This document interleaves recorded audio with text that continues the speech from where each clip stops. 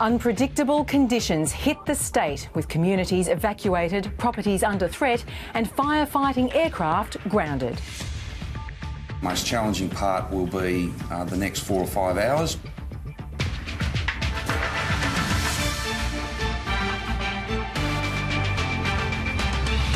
Also tonight, a Melbourne gangland figure assassinated. Intelligence agencies say an Iranian missile shot down the passenger plane in Tehran, killing all on board. And making it so, royal staffers told to make Prince Harry and Meghan Markle's step back a reality.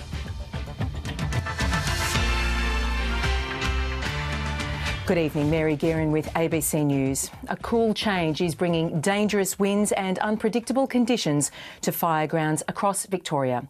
There are currently 10 emergency and 11 watch and act warnings and 1 evacuate now warning in place. The most dangerous blazes have been in the state's east and northeast. The number of properties lost or damaged has risen to 286. Today, firefighters have been stretched in Omeo in East Gippsland, and in the high country, blazes are threatening historic properties. Ben Knight reports. Victoria's high country is on high alert once again. It really is literally the next 2 hours and the 2 hours that follow, where we'll, here at the State Control Centre, at regional control centres and the incident level, we'll be keeping a very, very close eye on what's going on. Fires threatened Omeo and Swifts Creek this afternoon, driven by a strong and dry nor'westerly wind. We've got crews, strike teams, task forces from MF, Forest Fire Management Victoria in place, and aircraft dealing with those spot fires. Further north, the Mount Hotham and Dinner Plains resorts are also under threat. On Mount Buffalo, firefighters dropped retardant in an attempt to save the historic chalet. Yeah, the Mount Buffalo chalet has firefighters present, and those fire protection measures are being activated today. All day there have been evacuation warnings for large tourist towns like Bright and Harrietville. They are all but empty tonight. Reinforcements are still arriving. Today, 2 teams of firefighters from the United States. We've received a lot of help from Australian firefighters in the recent past, so we're just happy that we could come here and reciprocate. They've spent the last 2 days acclimatising and learning Australian conditions. And building control line of about, in your speak, maybe 2 mile. Until we get to the fire itself, we won't know exactly how to tactically and strategically attack it. In far east Gippsland, fresh food is back on the shelves in Mallacoota after the army finally reached the town by road. They're driving around the trees, they're driving over the trees are still alight on the road, so it's certainly not a road that you could traverse using a normal car or bus truck. Well, as we go to air, the wind change that has fire authorities so worried is starting to move through East Gippsland. So that means lightning strikes. It means a change in wind direction and gusts of up to 90 kilometres an hour, all of which will bring new towns under threat tonight. It also means that Army helicopters are no longer able to fly in the high wind. So anyone on the other side of one of these roadblocks who knocked back the offer of a lift to safety today is stuck there for the evening. Ben Knight, ABC News. And Karen Percy is standing by in Wangaratta in the state's northeast. Karen, what's it like there right now? Has the change hit? We've certainly seen the temperature drop about 10 degrees in the last 20 minutes, half an hour. And I'm not sure whether you can see the army tent it had a roof about 15 minutes ago, and a huge wind swept in, a whole lot of dust, and took the roof off. So at least there's no sun, but they're going to have to put that back on at some stage. So it's certainly come here, but it's still got a way to go before it'll be really cool here. And the real issue is in other parts. Bright is one of those areas they're really very concerned about. We hear there's rain in parts of Bairnsdale, but let's get a bit of an update from Incident Controller Jared Hayes. This was a couple of hours ago in Ovens about what to expect. These are part of a greater alpine fire, I guess, across the Great Divide in northeast Victoria. These fires are likely, with a long bushfire season ahead, to possibly join up with those fires in East Gippsland and also those in southeast New South Wales and the Kosciuszko Range. Jared Hayes speaking there. And Karen, what's the outlook for the next 24 hours? Well, obviously over the next couple of hours in particular, there's real concern about those fires meeting up. Now in Bright in particular, the change was expected to come in right about now, but the prediction was for lightning coming with that rain and the change. So, and we know lightning's been a real problem for the CFA and those trying to manage these fires because it starts new ones. So that's what they'll be watching for. Erratic winds that will lift perhaps embers, carry them across places, maybe bringing these fires together. So that's certainly the short term in the next couple of hours, and they're hoping, I guess, that those conditions won't last too long and that the temperatures, when they do come down, stay down for a while to give them an opportunity to try and do a little more to stop these fires from spreading. Karen Percy, thank you for the update. And 2 major fires burning in the Snowy Mountains area are less than 2 kilometres apart. The Rural Fire Service expects the fires to merge within the next hour, creating a new mega blaze. The Duns Road fire seen in the north and the Green Valley fire to the south are expected to join up south of Tumbarumba. Together they would create another mega fire covering more than 640,000 hectares. One of Australia's biggest music promoters is planning a string of national concerts for bushfire relief. Mushroom Records co-founder Michael Gudinski is well known for working with headline acts like Jimmy Barnes and Paul Kelly. He says global music stars have been in contact with him, expressing their shock. We're looking at doing maybe a show in each state, maybe a show in New Zealand. Because this is going to continue going on, we don't want to rush it. We want to make it absolutely huge. Several major music festivals, including Falls and Rainbow Serpent, were cancelled this summer because of the fire threat. And as the bushfires continue to rage tonight, people are rallying across the country to protest against what they say is inaction against climate change.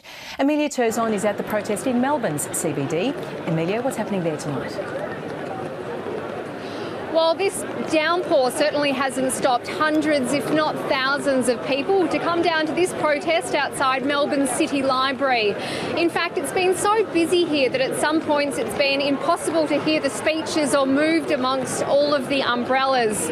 Instead, people have been pooling out onto the streets and even the tram lines, holding up soggy posters that have pictures on them of wildlife that have been burnt in Australia's bushfires. Other people have been holding up posters that have the face of the Prime Minister, Scott Morrison, on them, calling for him to be sacked. And we've also seen people down here selling cupcakes to raise funds for the wildlife that have been caught up in Australia's bushfires.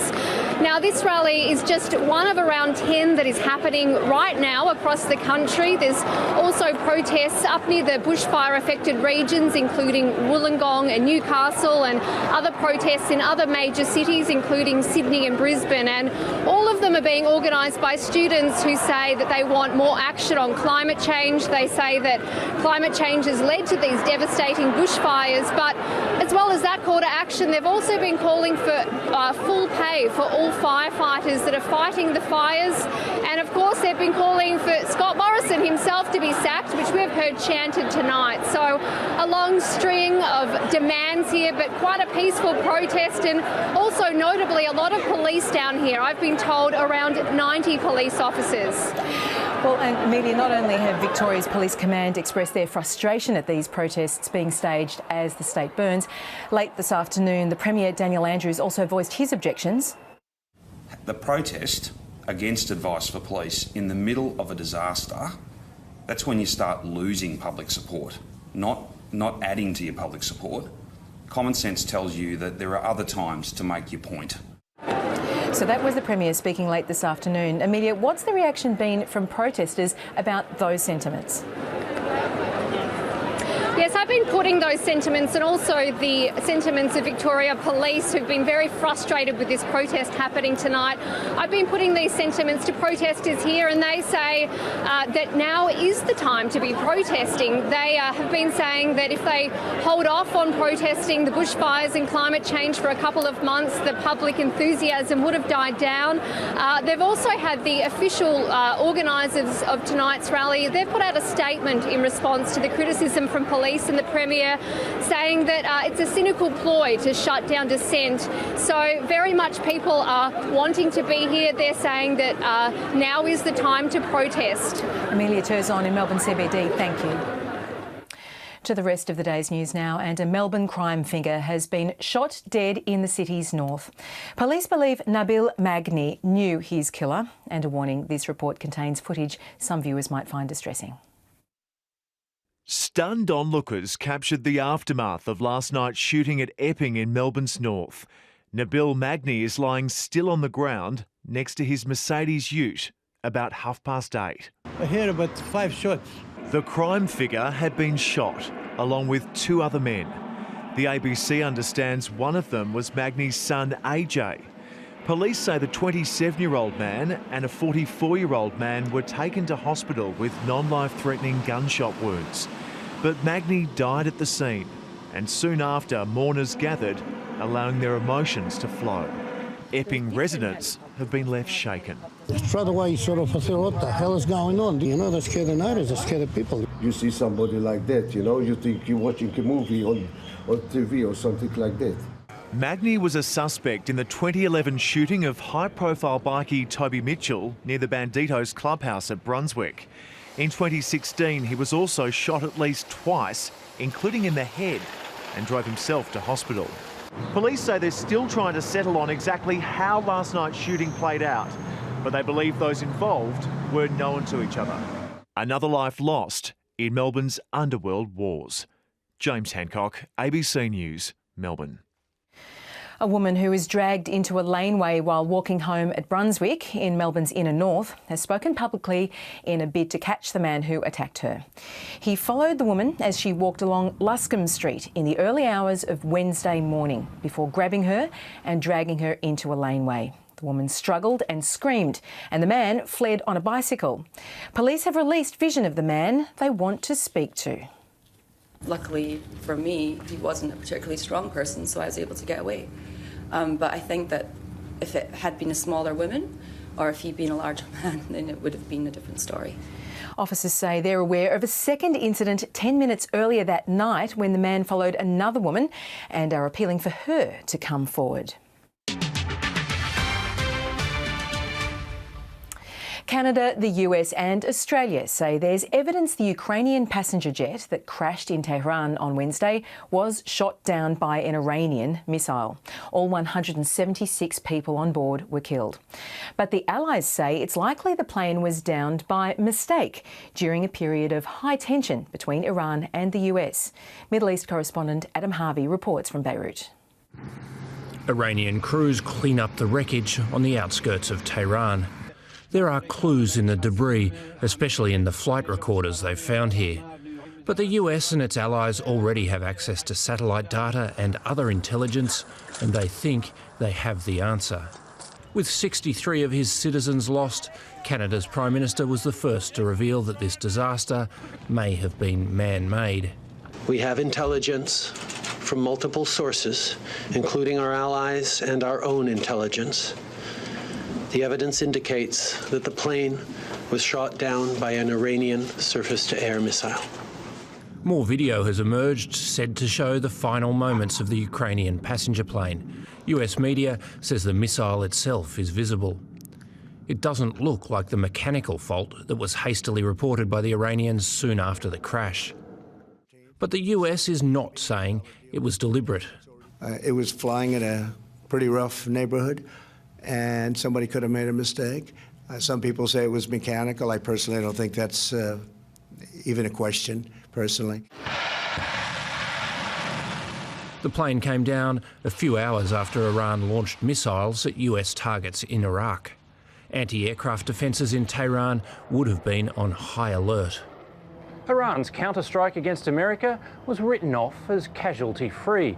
But it now seems that the volatile atmosphere created by two nations on the brink of war has led to the deaths of 176 innocent people. So far, this tragedy hasn't led to another escalation between two bitter enemies. But Iran's ambassador to the UN described the US as an unhinged regime, and there are new threats from Iran's military commanders. it wouldn't take much for this conflict to reignite. And Adam Harvey joins us now from Beirut. Adam, how likely is it that Iran will admit that it shot down this plane? Well, Mary, it's not very likely at all. I think you'd need a regime change for Iran to admit what has happened here. Iran doesn't normally admit its attacks. Look at the strike, the missile strike on Saudi oil production facilities in September. It didn't say that it was responsible for those attacks. It's even less likely to admit its mistakes, and it looks like this was an awful mistake. It's hard to think of anything more humiliating for Iran than the downing of a passenger plane by accident. So, Adam, what happens now? Well, you've got this investigation that's ongoing in Iran. Iran, of course, holds all the evidence, but there are investigators from Boeing and from Ukraine there, and they'll be very keen for the release of information that gets the airline and the aircraft off the hook. More generally, you've got all these threats that are now coming out over the last 24 hours from top Iranian generals. I'm not sure if we'll see any more direct strikes. That would invite a direct response from the United States, and Iran doesn't want that right now. You might see terrorism or strikes on US forces by proxies in places like Iraq, something that they can blame on this kind of toxic atmosphere that's been created after the death, the killing of Qasem Soleimani. Adam Harvey in Beirut, thank you.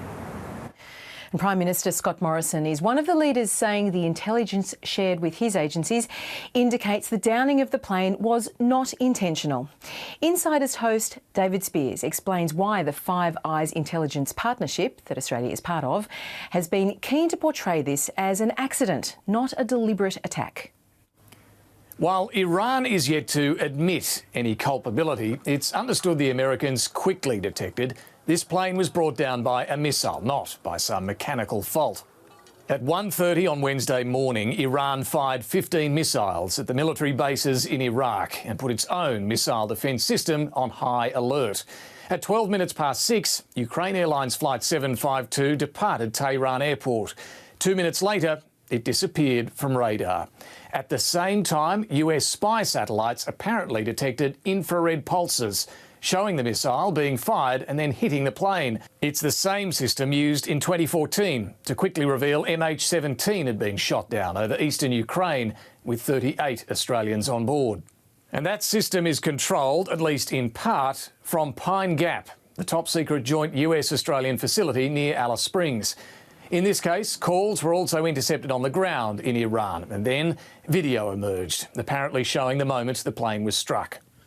All of this intelligence was shared amongst the so-called Five Eyes partners, the US, UK, Canada, New Zealand and Australia. And in a clearly coordinated response, they each stressed the intelligence pointed to a tragic accident, not a deliberate attack. All of that intelligence as presented to us today does not suggest an intentional act. By so publicly emphasising they accept this was a mistake, the Five Eyes partners are hoping to do two things. One is dial down the temperature to avoid this disaster becoming another flashpoint amid already heightened tensions. Indeed, mistakes like this can happen. 32 years ago, the US Navy accidentally shot down an Iranian plane, killing all 290 people on board. Second, the Five Eyes want the Iranian people to know what's happened here. 82 Iranians were on this plane. Their families will want answers.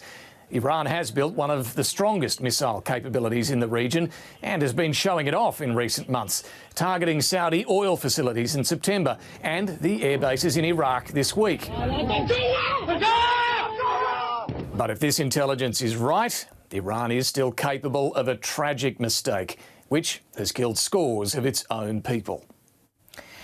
A panel of psychiatrists in Israel has found that alleged child sex offender Malka Leifer is mentally fit to stand trial. Ms Leifer is wanted on 74 charges of rape and sexual assault in relation to her time as the principal of a Jewish Orthodox school in Melbourne. She returned to Israel in 2008 after the allegations first surfaced. The psychiatric panel found that she feigned mental illness to avoid extradition to Australia. The report will be reviewed at a hearing in the Jerusalem District Court next week. Meghan, the Duchess of Sussex, has left the UK for Canada as Buckingham Palace scrambles to cope with the fallout of her and Prince Harry's shock decision to step back as senior royals and become financially independent. The British media is reporting the Queen has directed staff to find a workable solution within days. From London, here's Europe correspondent Samantha Hawley. From pure joy to royal unhappiness in just 20 months. From behind the palace walls, a clear message of hurt and betrayal is filtering through. It's really messy. I mean, the palace don't know what's going on. We're asking them questions. They can't give us any answers. The prince and his wife blindsided the royal family. This is a sort of have your cake and eat it approach where they want to carry on with which royal duties suit them and which don't. Buckingham Palace? Yeah, no problem. Fantastic, thank you. And obviously they got to cut all ties as well. That means the taxpayer we can't pay for them as well. They got to be proper independent. So they can't have sort of 1 foot in, 1 foot out, have it both ways? Not like have the Queen's Guards, like the police protection. That's it. If you leave, that's it, you leave. The British royal family is reeling from an extraordinary new rift involving Prince Harry and Meghan Markle. The news spread quickly across the pond, where the couple say they'll spend half their time.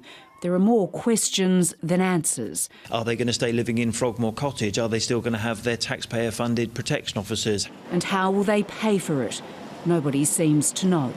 It's hard to quantify just how damaging this could be for the royal brand. But Harry and Meghan were seen to have rejuvenated the institution. And given their popularity, it can't be good. Not to mention the sales they generate. The couple, scathing of the British press, moved quickly to isolate the tabloids, revealing on their website they'd now favour grassroots media organisations. I think they should stay in Britain and be British. Why? She's married into the British royal family and she needs to honour that. Madame Tussauds feels likewise, removing the couple's waxworks from the royal family section. A sign, perhaps, of things to come. Samantha Hawley, ABC News, London. 3 major car makers are recalling thousands more Australian vehicles due to serious safety risks posed by Takata airbags. Toyota, Mazda and Suzuki have issued recalls for certain models manufactured between 1996 and 2000 and have offered to buy back the 18,000 affected vehicles. Australian safety authorities have received reports that at least 2 people have been killed by faulty airbags and drivers are being warned. And there's a very serious risk of explosive misdeployment of the airbag or failure to deploy. So they pose a very serious safety risk for owners of those vehicles. Drivers are urged to check the Product Safety Australia website or contact the car manufacturers. To finance now, and the Australian share market continued its record run amid fading Middle East tensions. And investors weren't the only ones buying. Retail sales showed consumers were spending freely well before Christmas. Here's Philip Lasker. It's onwards and upwards for the Australian share market. As soon as the new year kicked in, so did the market. We've had one fall in 7 trading sessions this year. The All Ords is above 7,000. As far as gains go, this first full week has been very strong. The best performing sectors have been energy due to rising oil prices, health and communication services. In other words, telcos and media companies, which could be a function of the bushfires and the importance of information. Shares like Telstra and Vocus continued their run. Property group Domain hit a 2-year high. Gold stocks were down. Not a good day for Evolution Mining to deliver its weaker production forecast. All this happened against a backdrop of record highs. The World Share Index is also reaching giddy heights. It even looked like boom times in the stores. Retail sales were the strongest in 2 years during November, thanks to the growing popularity of the Black Friday sales. That's why we saw categories like department stores, fashion and electronics deliver the strongest increases. Are we jumping for joy at the prospect of a consumer-led recovery? Well, no. And this is why the trend in retail sales uplift that December traditionally delivers compared to other months is falling. The Christmas shopping season is not the season it used to be. A retail climate change, you could say. So we're thinking November will simply rob December. Then you add the bushfire disaster, heat waves, smog and low wages growth, and November's looking like a flash in the pan. The Australian dollar is slightly firmer. It's still above 68.5 US cents, and that's finance. To tennis, and world number 2, Novak Djokovic has led Serbia to victory against Canada in the ATP Cup quarterfinals in Sydney. Djokovic defeated Denis Shapovalov in a tense three-set match, with the umpire urging the pro-Serbian crowd to show more respect to the Canadian. After losing the opening set, Novak Djokovic called for more support from the spectators, and they didn't need much encouragement. Denis Shapovalov was given an unsportsmanlike warning for swearing at Serbian fans. Don't do that. But umpire Carlos Bernardes soon turned his attention to the crowd. The most important thing between all of us is respect. If you don't want to watch tennis, just go home. Djokovic received his own warning after swearing at a fan whose phone rang during a point. Are you freaking kidding me? When it mattered most, Shapovalov stumbled, and Djokovic gave Serbia an unbeatable 2-love lead. Serbia will meet Russia, which had an ill-tempered win over Argentina, with the chair umpire stepping in between Daniil Medvedev and Diego Schwartzman. Warning you got for the sportsmanlike conduct. Your action was too much. I told you to stop, and you kept doing like this to the team. Stop. Medvedev was annoyed that Schwartzman didn't receive a warning as well. The world number 5 was given a point penalty, but avoided being defaulted. But gee, he was on the edge there. That was dangerous. After winning the match, Medvedev claimed he didn't have anything to hit other than the chair, and also needed a good night's sleep. I think I slept 5 hours in the last 2 days with the jet lag coming from Perth, so I was feeling like shit. At the Brisbane International, Ashley Barty's conqueror lost in the quarterfinals to the 5th seed Petra Kvitova. And the run of Jennifer Brady comes to an end. The reigning Australian Open champion Naomi Osaka is through to the semi-finals after defeating Dutch player Kiki Bertens. Duncan Huntsdale, ABC News. Now for more on this cool change that's come through, here's Paul Higgins. At Mary, it has been an anxious day for those in the fire zones, but in many places the day has come to a cool and wet end. Not all the states had that wind change so far. If we have a look up in the far northeast, it's still pretty hot. The rain's been heaviest across the south, up to 20 millimetres so far, and this is what we feared would happen if you just see them popping up there. Lightning over the Alps, so that's not good news. Overnight it stayed above 27 degrees in Mildura. It was coolest at Mount Hotham Airport with 12. Today Rutherglen and Yarrawonga sweltered through a state high of 42. We had gusts of 100 kilometres per hour down at Wilson's Prom and 95 at the southern end of the bay. 32.9 in Melbourne City at 2 o'clock, that was our high. It then dropped 10 degrees in 30 minutes. And around Melbourne right now it's much cooler, down to 14 degrees in the city. Here's how much rain has fallen on your garden so far in the city. It's actually the most we've had in a single day since last June. It certainly has been dry. A couple of millimetres of rain in Adelaide and also Hobart today. 42 millimetres in Darwin, where a tropical low passed by this afternoon. It might become a cyclone when it moves offshore there over the weekend. Meantime, this band of cloud around a trough and cold front is bringing some rain to parts of Victoria tonight. Those southwesterly winds will slowly ease here tomorrow as that high moves closer. Then on Monday, we're back into moderate north to northeasterly winds, so temperatures will rise again. Perth is in for a hot day tomorrow. In Adelaide, some morning cloud. Windy in Hobart. Canberra's in for early showers. In Sydney, morning showers. And in Brisbane, late showers. Back home, that rain band will clear through eastern Victoria overnight. Tomorrow, we'll just be left with a shower or two over southern Victoria, but they'll clear in the morning before redeveloping near the coast tomorrow night. It'll certainly be a cooler day right across the state, sunny in the north, mostly cloudy in the south. Now, there is a total fire ban until midnight in the Mallee, Northern Country, North Central, Northeast and Gippsland.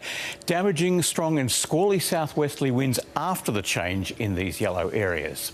A south to southwest westerly wind at 20 to 30 knots in the bays tomorrow, easing to 15 to 25 knots in the morning. Gales tonight, though, on Port Phillip, the Gippsland Lakes and the Gippsland Coast. Strong winds on Western Port, the west and central coasts.